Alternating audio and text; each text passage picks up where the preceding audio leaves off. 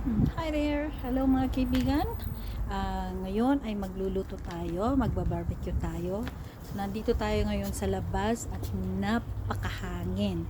So eto po, sinimulan ko na. So meron tayong ditong talong at saka baboy, pepper at saka manok.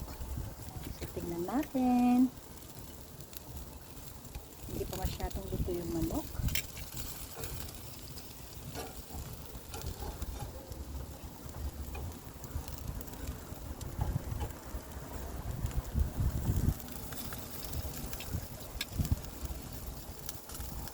Lagyan natin ito doon kasi mas mainit doon sa dulo.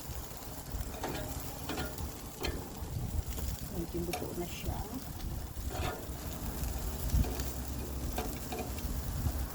Tsaka yung talong. Lagyan natin dyan. Yun lang po.